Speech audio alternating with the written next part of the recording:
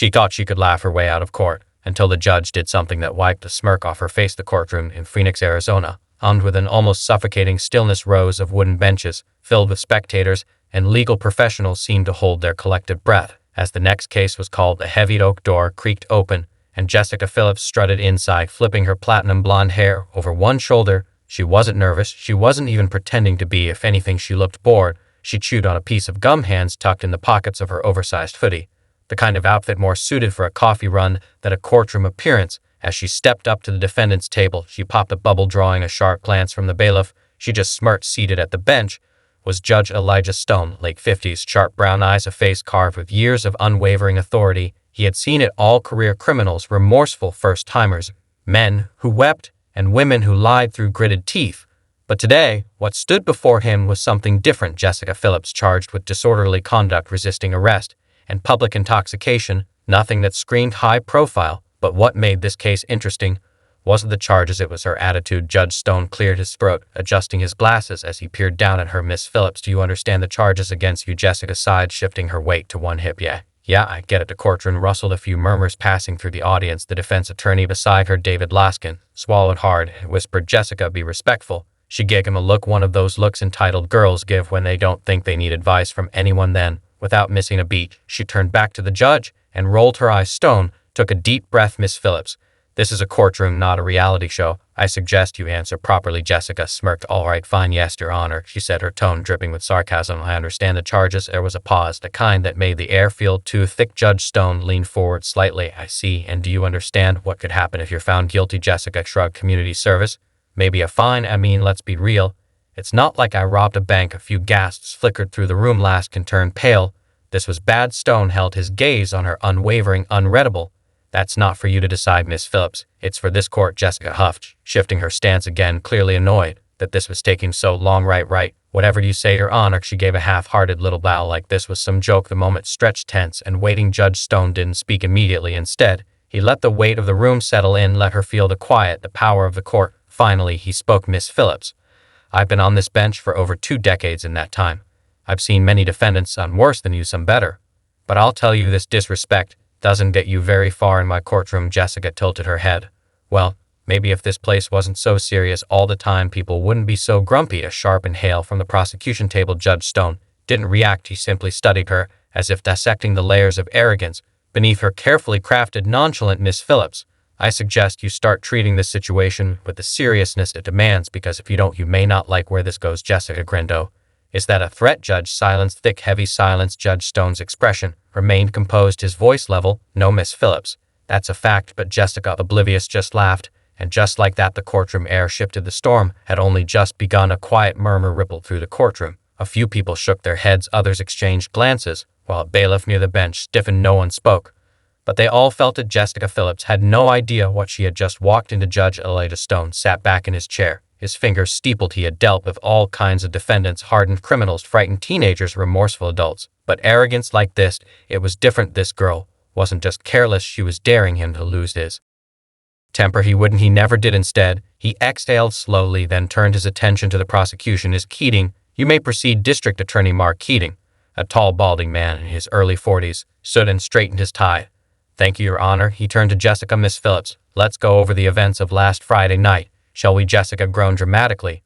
Oh, do we have to? It's such a blur. The prosecutor's jaw tightened. It's important for the record. She sighed loudly. Fine. She tossed her hair back and crossed her arms. I went out with some friends. We had a couple drinks, and then some overly dramatic cop decided I was being, I don't know, disruptive. She made air quotes, rolling her eyes again. Keating's face remained neutral. You were standing on top of a parked car, screaming profanities at pedestrians. Jessica smirked. Allegedly. Keating blinked. It's on video. Jessica shrugged. Well, maybe people shouldn't record everything then. Judge Stone adjusted his glasses.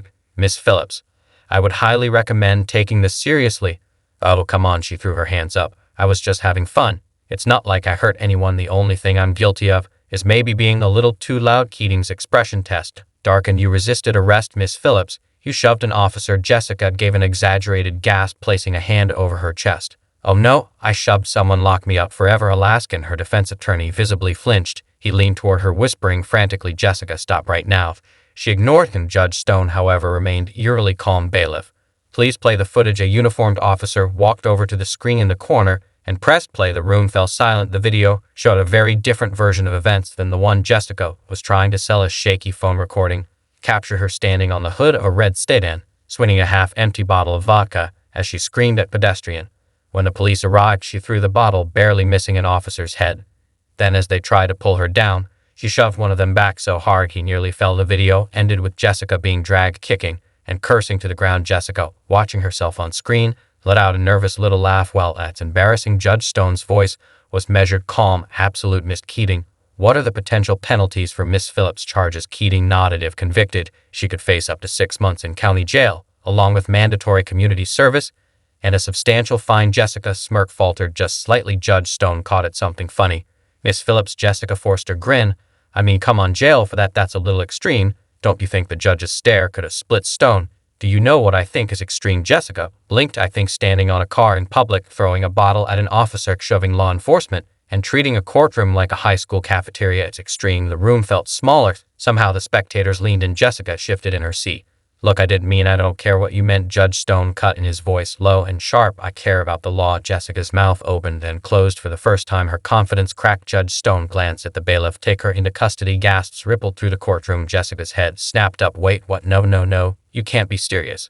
But Judge Stone was already standing collecting his papers. The gavel hadn't dropped yet, and Jessica had no idea what was coming next. The courtroom erupted. Jessica shot up from her seat, her chair scraping loudly against the floor. Hold on, you're actually locking me up for this? Judge Stone didn't flinch. Bailiff, take the defendant into custody for contempt of court. The uniformed officer moved toward her. For the first time, real panic flashed across Jessica's face. No, wait, you can't do that. She stumbled back, bumping into her defense attorney, Gator Laskin, who had turned pale. Your Honor, Laskin said quickly, stepping in front of his client. I understand the court's frustration, but I ask for leniency. Miss Phillips doesn't seem to grasp the severity of her situation. Judge Stone raised an eyebrow. I'd say that much is clear. Jessica clutched Laskin's arm. Yeah, what he said, I was being stupid, okay? But I don't deserve jail. Judge Stone tapped his fingers against the bench. Considering her, the bailiff had paused, waiting for the final word. A long silence stretched through the courtroom. Every spectator leaned forward, watching Stone's eyes settle on Jessica. Unreadable. Miss Phillips, are you finally beginning to understand where you are? Jessica swallowed. She nodded quickly, then realized what she had done.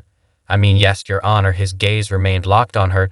Do you know what contempt of court means? She hesitated. It means you're really mad at me. A few muffled laughs flickered through the courtroom. Judge Stone didn't break eye contact. It means you have disrespected this court. It means that if I wanted to, I could have you escorted out in handcuffs this very moment. Jessica's stomach twisted. The fire in her head dimmed, but her mouth still ran ahead of her brain. Okay, but isn't that kind of extreme? Stone didn't blink. I could add 30 days to your sentence for every smart remark you make. Would that be extreme? Jessica felt a weight settle on her chest. Laskin whispered urgently. Jessica, stop talking. She pressed her lips together. Judge Stone exhaled, shifting in his chair. He was silent for a moment, letting the weight of the situation sink in. Then finally, he spoke. I'm not going to take you into custody. Jessica exhaled in relief. But too soon. Stone wasn't finished. Not yet. Her relief froze in place. The judge continued. Instead, I will give you one final warning, one chance to prove that you understand what's at stake here. Jessica nodded quickly. Got it. Yes, I totally understand. But Judge Stone wasn't convinced. I don't think you do, he said slowly. Here's if you did, you wouldn't be standing here still trying to minimize your actions. Jessica fidgeted, her confidence slipping like sand through her fingers. Judge Stone leaned forward, resting his elbows on the bench. So here's what's going to happen. You will sit down. You will remain silent unless spoken to. And if you so much as roll your eyes one more time, I will hold you in contempt and have you taken into custody. Immediately, Jessica's throat felt tight. Okay, she said softly. Stone wasn't done, and before we continue, I want to make something very clear. He let the silence stretch, ensuring she and everyone else was listening. This is not a joke. This is not a game. This is my courtroom, and in my courtroom, respect is not optional. Jessica's heartbeat thudded in her ears. She barely nodded. Good. Judge Stone straightened, his voice returning to its usual measured tone. Now, let's proceed. Jessica lowered herself into her chair. But for the first time that day, she did it without an attitude. But the real lesson that was still coming, the tension in the courtroom, lingered like a storm cloud thick and charged. Jessica Phillips sat stiffly in her chair, her earlier smugness drained from her face. She wasn't smiling anymore. Judge Elijah Stone had set the rules loud and clear, and for the first time Jessica actually seemed to be following them. For now, Ms. Keating, the judge said, shifting his focus back to the prosecution, continued. District Attorney Mark Keating adjusted his tie, his eyes flicking briefly toward Jessica, gauging her sudden shift in demeanor. He wasn't convinced it would last, Your Honor. He began. The state is prepared to present witness testimony from the arresting officer Sergeant Daniel Briggs. The side door opened, and a uniformed officer walked in, broad shoulders, a neatly trimmed mustache, and a demeanor that screamed authority. Jessica exhaled sharply. The sight of him seemed to stir something in her, though whether it was fear, irritation, or embarrassment it was hard to tell. Briggs took the stand, placed his hand on the Bible, and was sworn in. The once-seated Keating stepped forward. Sergeant Briggs. Keating started. Can you describe what happened the night of Miss Phillips' arrest? Briggs nodded. I was responding to multiple complaints about a public disturbance outside a bar on Roosevelt Street. When I arrived, I saw the defendant, Miss Phillips, standing on top of a parked vehicle, screaming at pedestrians and throwing objects onto the sidewalk. Jessica shifted uncomfortably, but stayed quiet. Keating nodded. And what happened when you attempted to de-escalate the situation? Briggs exhaled sharply. I approached Miss Phillips and calmly instructed her to step down from the vehicle. She ignored me, waved a bottle of vodka in the air, and shouted obscenities at bystanders. A low murmur passed through the audience. Keating continued. At any point did she indicate she intended to cooperate? Briggs's jaw tense. Not even close. When I attempted to help her off the vehicle, she threw the bottle in my direction, barely missing my face, and when I reached for her arm, she shoved me with full force. Jessica closed her eyes for a second, her fingers tightening around the edge of the table. Keating turned to the judge. Your Honor, the state would like to enter Exhibit B into evidence, body cam footage of the arrest. Judge Stone nodded. Once proceed. The courtroom screen flickered to life, and suddenly there was no denying the truth. The footage wasn't just bad, it was damning. Jessica standing on the car, flailing her arms wildly, her words slurred. Briggs calmly instructing her to get down. Jessica laughing in his face, then the bottle flying through the air, shattering on the pavement. Briggs reaching for her. Jessica shoving him back with enough force to make him stumble. The struggle, the officers pinning her to the pavement as she kicked and screamed, cursing them all. Then the moment of absolute silence. When the footage ended, Jessica's face was ashen. There was no charm, no smirk, no rolled eyes, just the cold, undeniable reality of what she had done. Judge Stone folded his hands in front of him. Miss Phillips, do you still believe this is a misunderstanding? Jessica's voice caught in her throat. Lastgen, her attorney, leaned in. Jessica, he whispered, this is your last chance to show some remorse. For the first time since stepping into the courtroom, she looked truly shaken. Her lips parted, then pressed together. She looked down at her hands, then finally she spoke. Her voice was barely a whisper. I didn't think it was that bad. Judge Stone let her words settle in the air for a moment. Then he spoke. It was the room remained still, the weight of the moment pressing down on everyone inside. Jessica finally understood, but understanding wasn't the same as atonement, and the consequences were still coming. Jessica sat frozen, her breath coming in shallow bursts. The weight of what she had just seen, what everyone had just seen, pressed down on her like a boulder. The room was dead silent, the kind of silence that made her ears ring. Judge Elijah Stone didn't look angry. That was worse. He leaned forward, slightly, his gaze still locked onto her. Miss Phillips, he said, his voice steady, measured. Now that we've all seen the footage, do you have anything to say for yourself? Jessica swallowed hard, her throat felt dry. She could feel the eyes of the entire courtroom on her, watching, waiting. Her voice wavered. Her attorney, David Laskin, shot her a glance, urging her to say something, anything that showed real remorse. Jessica took a breath, trying to steady herself. I wasn't thinking, I didn't realize. She hesitated, her words hollow, uncertain. Judge Stone wasn't impressed. You didn't realize, he echoed, his voice laced with something that sounded dangerously close to disappointment. Tell me, Miss Phillips, what exactly did you think would happen when you stood on top of a stranger's vehicle, threw a bottle at an officer, and physically assaulted law enforcement? Jessica winced at the word assaulted. She didn't like hearing it, but it was the truth. I don't know, she stammered. I just know. Judge Stone cut her off. That's not good enough. Jessica flinched, heat creeping up her neck. The judge's voice remained calm, but there was an undeniable weight behind every word. You stood in this courtroom and mocked the authority of this court. You laughed, you rolled your eyes, you made a mockery of not just me, but of the law itself. Jessica shrunk in her chair. Stone didn't raise his voice. He didn't need you. Treated this as a joke, he continued. But I assure you, Miss Phillips, the consequences are very real. Jessica's fingers curled around the fabric of her hoodie, knuckles white. She opened her mouth, trying to come up with something, anything to lessen the damage. But there was no talking her way out of this. Judge Stone turned to the prosecution. Is Keating, does the state have a sentencing recommendation? Jessica's breath hitched. Sentencing. Keating stood, glancing briefly at her before addressing the court. Your Honor, given the defendant's lack of prior convictions, but also considering her blatant disregard for authority, the state recommends 3 months in county jail, followed by 1 year of supervised probation and mandatory community service. The words hit Jessica like a gut punch. Her head snapped up. Wait, what? Jail? Stone didn't react. He simply nodded. Noted. Jessica turned to her lawyer. Panicked. You have to do something. I can't go to jail. Last inside, rubbing his temples. Jessica, this is serious. You should have listened earlier. She felt like the walls were closing and this couldn't be happening. 3 months. No, no, no, no, Jessica snapped back to the judge. Please, I swear I wasn't trying to hurt anyone.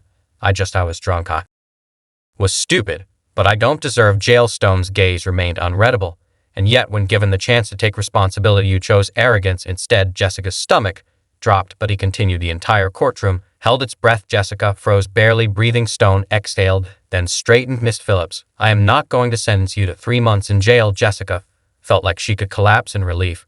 But then I am sentencing you to 1 full month in county jail, followed by 1 year of probation and 200 hours of community service. Jessica's relief shattered. Her mouth fell open. No, no, please, Your Honor. Stone held up a hand. Miss Phillips, I strongly suggest you stop speaking before you make this worse for yourself. Jessica bit her tongue so hard it hurt. The judge turned to the bailiff. Take her into custody, effective immediately. The bailiff stepped forward. Jessica squeezed her eyes, shut, her heart hammering. This couldn't be real, but the cold steel of handcuffs against her wrists said otherwise, and in that moment she'd understood actions have consequences, and no amount of charm could change that. The cold bite of steel cuffs against Jessica's wrists felt surreal. A moment ago she had been untouchable, or so she thought. Now, with the bailiff securing the handcuffs, the reality of her situation crashed down like a collapsing ceiling. She twisted slightly, feeling the sharp edge of metal press into her skin. Wait, please, she breathed, her voice small. Just give me another chance. Judge Stone didn't move. His expression remained the same, calm but resolute. There were plenty of chances, he said. You wasted them. The courtroom remained eerily silent. Even the spectators, once entertained by her antics, now looked at her differently, some with pity, others with nothing at all. Jessica turned desperately to her lawyer, David Laskin. He had already stepped away from the table, rubbing his forehead. There was nothing more he could do. The bailiff's grip on her arm tightened slightly as he guided her toward the door. Jessica dug her heels in instinctively. No, wait, just listen. I swear I've learned my lesson. Please, Your Honor, I won't do it again. Stone didn't flinch. You're right, he said, because now you'll have time to think about your choices in a cell. Jessica felt a weight in her chest. A month in county jail, 30 days. It sounded like a death sentence to someone who had never spent a night in anything worse than a cheap motel. The bailiff continued forward, pulling her along. Panic gripped her throat. No, this isn't fair. I was just being stupid. She suddenly felt herself being turned around. The bailiff placed a firm hand on her shoulder, keeping her still. The next few moments happened so fast they felt like a blur. A second bailiff approached. Jessica Phillips, you are hereby remanded into custody. Her wrists were adjusted. The clinking sound of the cuffs being secured rang in her ears like gunfire. Jessica stared down at the floor, her breathing shaky. How had this happened just hours ago? She had been laughing, joking. She had walked into the courtroom, convinced that the system would bend for her. Now she was about to be walked through a door that didn't open from the inside. Her stomach turned. She suddenly wished she could go back to the moment. She rolled her eyes back to when she had mocked the judge, back to when she still had a choice. Judge Stone adjusted his glasses. Miss Phillips, I hope you take this time to reflect, because I assure you the next time you appear in a courtroom, your attitude will determine the rest of your life. Jessica bit the inside of her cheek to keep herself from crying, but it was too late. The moment she was escorted toward the exit, the realization crushed her completely. She had played a game, and she lost, but the worst part,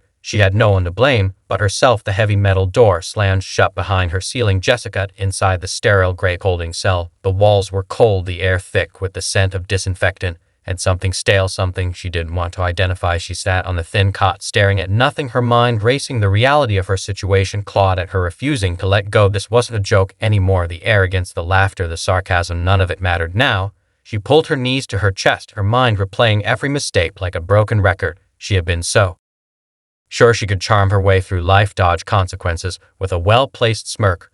But Judge Stone, he wasn't like the others. He had seen right through her past, the bravado and the empty confidence, and he had made sure she saw herself too. 30 days. It wasn't just about the time, it was about what it meant. She had mocked the law, spat in the face of authority, and believed she was untouchable. She wasn't. The sound of a buzzer jolted her. The guard's voice echoed down the hallway. Phillips, stand up. Jessica hesitated, then obeyed. As she stepped into the hall, shackles now binding her wrists and ankles, a wave of humiliation washed over her.